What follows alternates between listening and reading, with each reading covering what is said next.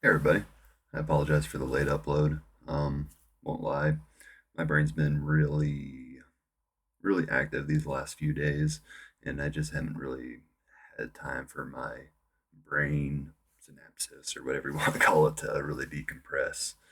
And it's just something I'm working on. I mean, this whole recovery journey itself is just constant work.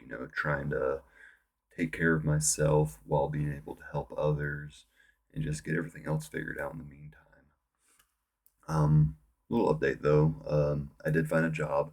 Can't really talk about it too much. I will be driving and I'll find out more next week. So just kind of waiting around, getting all that done. Very excited to have this opportunity. I'll talk about it more later when I know exactly what I can and can't say.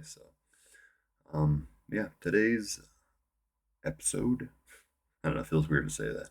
Today's episode is going to be about the chaos of relationships in active addiction. And I am by no means an expert on any of these subjects, topics. I'm mostly talking about these things from my own experiences, and I got a few, quite a few, honestly. Uh, this last week, I think it was Sunday morning, about 3 a.m. I got a call from somebody I hadn't spoken to in about 3 years. And me and this guy were decently close. I mean, we were party buddies, always drinking together. I worked with him out in the woods for about a year and a half or so. I mean, I don't know, we were really close. I spent a lot of time with this guy. And I got myself involved with him in his relationship that he had. And no amount of apologies can even begin to fix what I've done to him.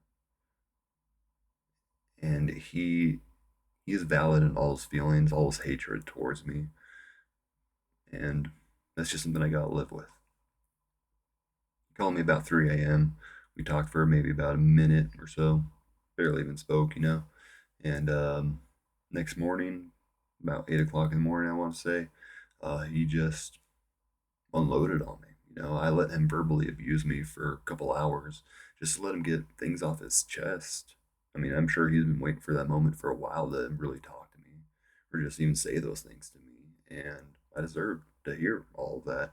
And not once did I try to justify any of my reasons or my own feelings. I just let him have that moment because I'm sure that was the most therapeutic thing I could do for him. No amount of apology will ever fix what I did to his relationship that he had and any of the other relationships I got myself involved in. I want to make these videos as raw as possible.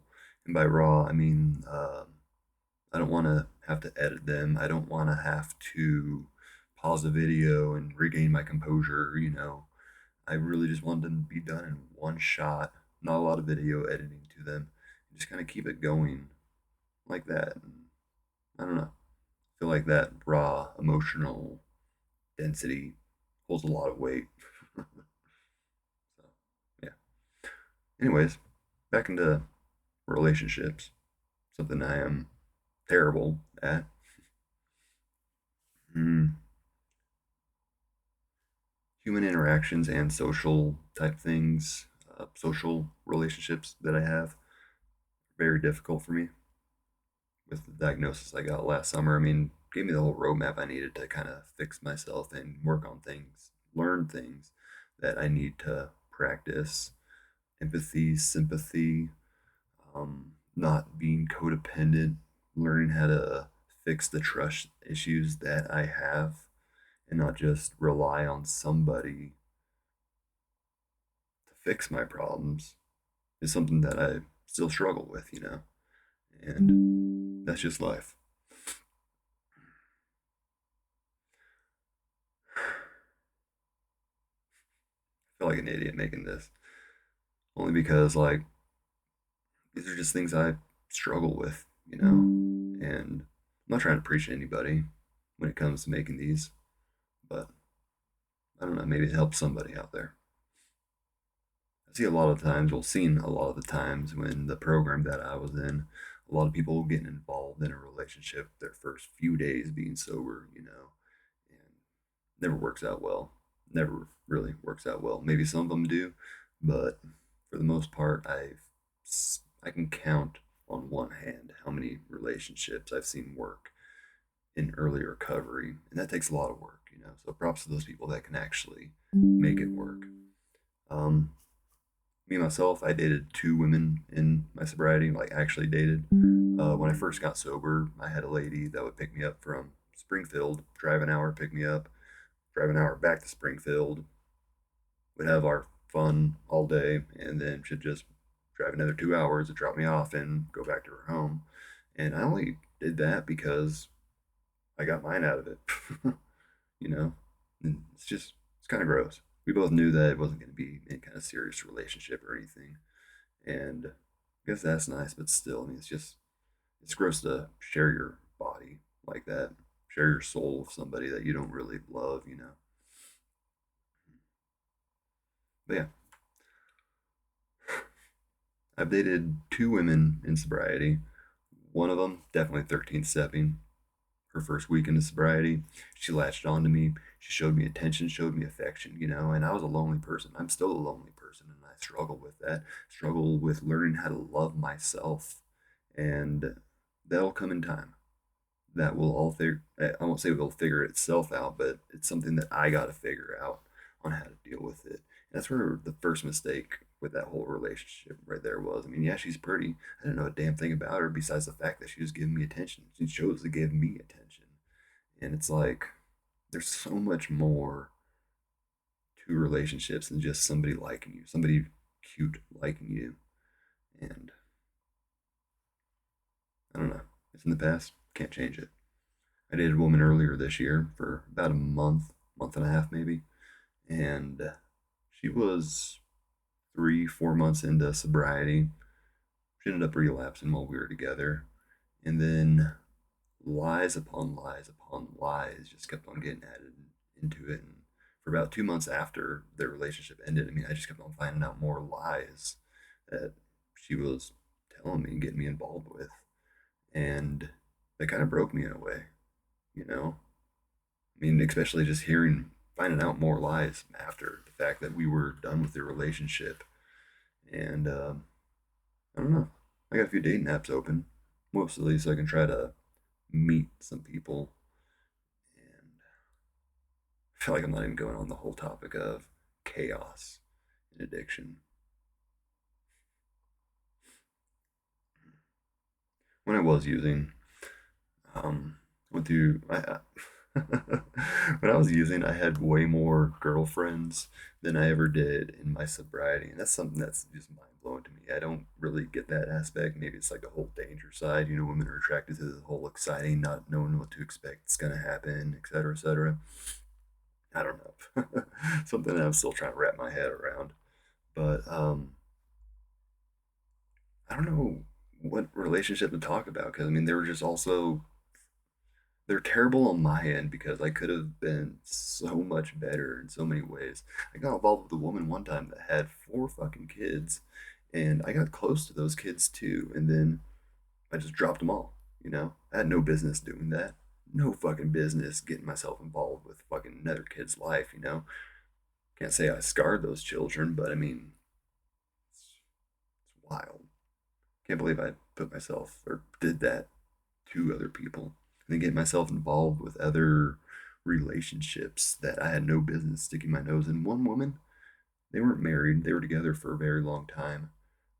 I probably hugged her one time, but just how close me and her were, friendship wise, I got myself involved in their relationship because her partner fucking hated me, and I can't blame him looking back on that because here I am sticking my nose in, admitting I have feelings for her, and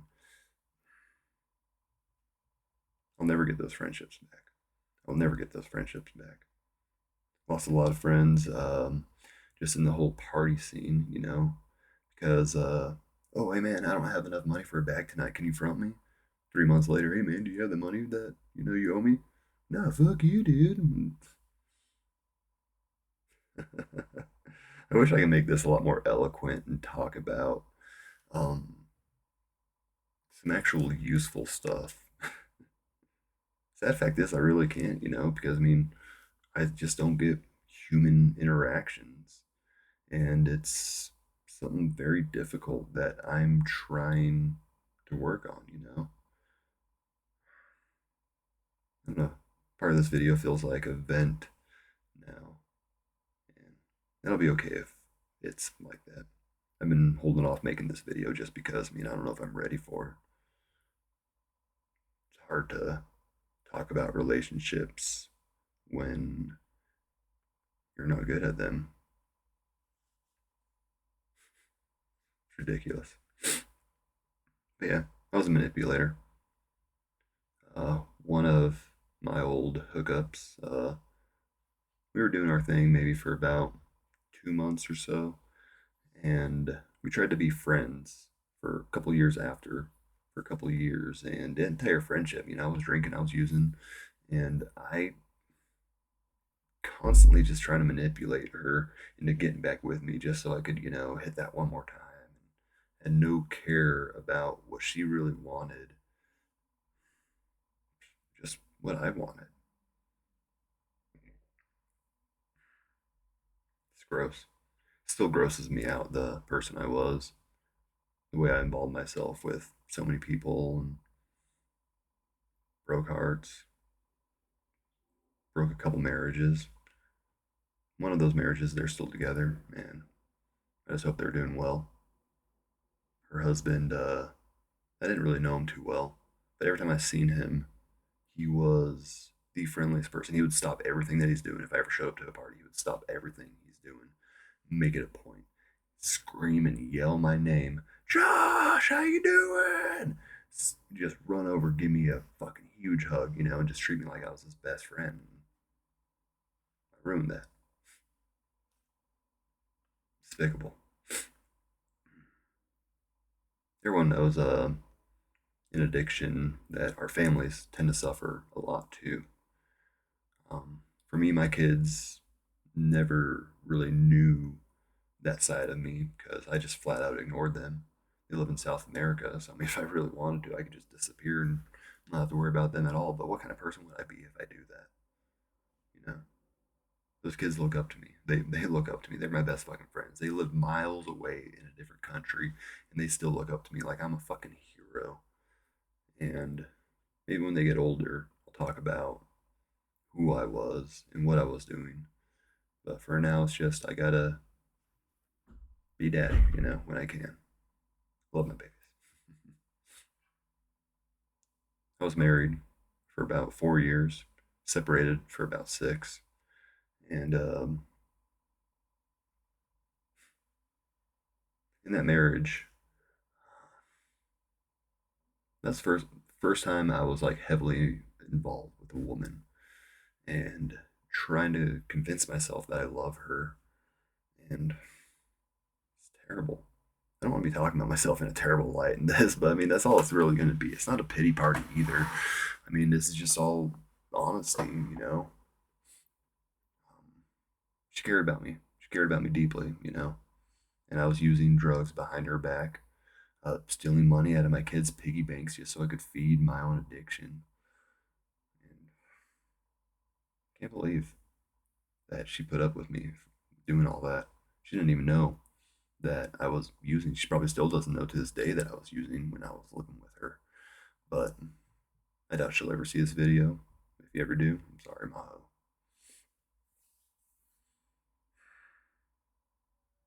I was never really close to my parents. Come from a drug addicted, abusive household with my parents, and I talk to them nowadays, not too much, but I have that connection open if they ever really want to reach out, try to talk to them at least once a month, little bits and pieces, just to kind of know they're doing all right, let them know their son's doing the best he can. The biggest family relationship that I have, though, is with my grandmother, and thank the heavens for that woman, because if it wasn't for her, I wouldn't have this 2 years behind me now, and She really believed in me when I needed it. She gave me all the chances, the last chance, honestly. She gave me the last chance and said, "This is the last time I'm helping you. Make it count." Told me also, wherever you go, you are right there, Joshua. And couldn't bear the thought anymore of thinking that my grandmother might lose me. I don't know. She did a lot for me. She didn't have to either when I was a child. She did not have to do all of that for me and my sister, but she did. She put her neck out, got me and my sister in a safe place, and she did the best she could.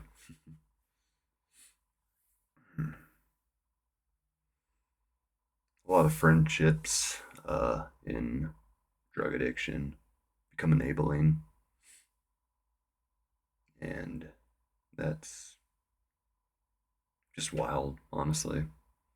It's bad on both ends. I mean, whether it be that you're buying the bag for that night or they're buying the bag for the night, if you can't buy that bag that night or the substance, whatever you're using, if you can't buy it that night, you're not going to see them.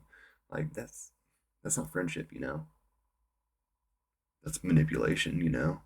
Or them pushing you. Oh, I want to save a little bit of this. Oh, no, dude, we're using this all tonight. Like this ain't your bag no more. This is our bag. Yeesh. Codependency is one thing I can't speak too much on because it's just something I struggle with. I don't know. I wish I could understand it more. It all takes practice. I'm going to be putting out another video. The next video I put out is going to be about like a healthy side to all of this. And I'm hoping that's a lot better than what I'm putting out right now because I struggle with relationships. I'm not a pro at them, even with my friendships. I mean, I'm starting to learn how to have boundaries nowadays. And boundaries are a weird thing, especially when you live your entire life not having boundaries. And you finally start putting some in place, and people get upset with you for having boundaries. It's wild. Ridiculous. I mentioned earlier that I'm very lonely. I'm a very lonely person. And learn how to love myself day by day, one day at a time. You know, how can I love somebody if I don't love myself? That's a big struggle. I don't know. I feel like this video wasn't really too great just because, like I mentioned, I'm not a professional at any of this. I'm hoping the next video I put out a little bit more well thought out, especially being more happy subject, talking about, some healthier relationships, all that. And I don't know. Looking back on it, I feel like this video was just a lot of venting and such.